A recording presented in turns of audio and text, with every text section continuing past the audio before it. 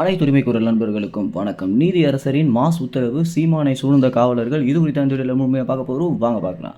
நாம் தமிழர் கட்சி எப்போ தமிழ்நாட்டில் 3வது பெரிய கட்சியாக மாறினாங்களோ அதிலிருந்தே நாம் தமிழர் கட்சிக்கு ஏகப்பட்ட நெருக்கடிகளை ஆளுங்கட்சியான திமுகவும் பாஜக கட்சியும் கொடுத்துட்டு இருக்காங்க அப்படின்றதுல எந்தவித மாற்று கருத்துமே இல்லை.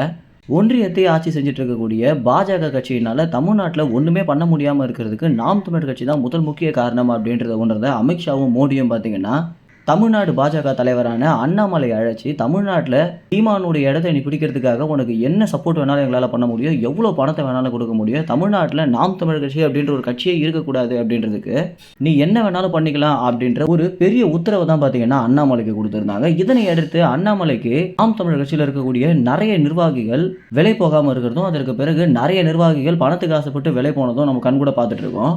இந்த மாதிரி நாம் தமிழர் கட்சியிலிருந்து ஏகப்பட்ட நிர்வாகிகள் விலகி போனாலும் நாம் தமிழர் கட்சியிலிருந்து விலகப்பட்ட நிறைய நிர்வாகிகள் இன்னமும் நாம் தமிழர் கட்சிக்கு கடமையாற்ற காத்துட்டு இருக்காங்க அப்படின்றது தான் நிதர்சனமான உண்மையாக இருக்கு. இப்படி நாம் தமிழர் கட்சியை அழிக்கிறதுக்கு ஏகப்பட்ட சதி வேலைகள் நடந்துட்டு இருக்கும்போது இந்த மக்களவை தேர்தல் அப்படின்றது சீமானுடைய ஆளுமையை அதிக அளவில் வெளிச்சம் போட்டு காட்டியிருக்கக்கூடிய ஒரு காரணத்தினால வரப்போற 26 தேர்தலுக்குள்ள நாம் தமிழர் கட்சியை முழுதுமாக கலைக்கணும் அப்படின்றதான் பாஜக மற்றும் திமுக பண்ண போற ஒரு மிகப்பெரிய சதி வேலையாக பார்க்கப்படுது. இது எப்படி ஆரம்பிக்கிறாங்க அப்படின்னா, இனிமேல் நாம் தமிழர் கட்சியுடைய பொதுக்கூட்டங்கள் நடத்த விடக்கூடாது அப்படின்னும், தமிழ்நாடு மக்களுக்காக சீமான் எந்த ஒரு போராட்டத்திலையும் இறங்கக்கூடாது அப்படின்னு ஏகப்பட்ட மிரட்டல்களையும் அச்சுறுத்தலையும் பார்த்தீங்கன்னா தொடர்ச்சியாக நாம் தமிழர் கட்சிக்கும் சீமானுக்கும் கொடுத்துட்டு வந்துட்டு இருக்காங்க.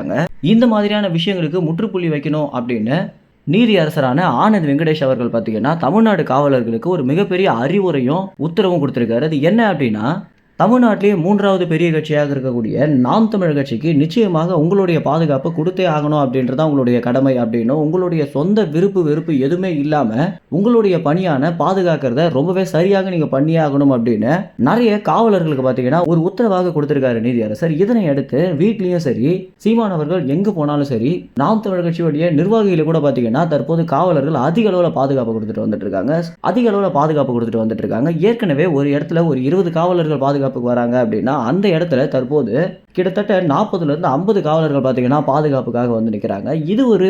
இது ஒரு நிச்சயமாகவே நீதி அரசர் செய்திருக்கக்கூடிய மாஸ் காரியம் அப்படின்னு தான் சொல்லி ஆகணும். ஏன்னா சைலேந்திர பாபு இருந்த காலகட்டத்திலிருந்தே சீமானுடைய பாதுகாப்புக்காக ஏகப்பட்ட கோரிக்கைகளை வச்சுமே இப்போ வரைக்குமே பார்த்தீங்கன்னா எந்த ஒரு நடவடிக்கையுமே காவலர்கள் எடுக்காம வந்துட்டு இருக்காங்க.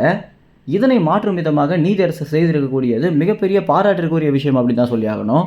நாம் தமிழர் கட்சியுடைய நிர்வாகிகள் பார்த்தீங்கன்னா தனிப்பட்ட முறையில் நீதியரசருக்கு வாழ்த்தையும் நன்றியும் சொல்லிட்டு வந்துட்டு இருக்காங்க. மேலும் இந்த ஒரு தகவல் குறித்து என்ன நினைக்கிறீங்க அப்படின்ற உங்க கருத்துக்களை கமெண்ட்ஸில் தெரிவிங்க. நன்றி, வணக்கம்.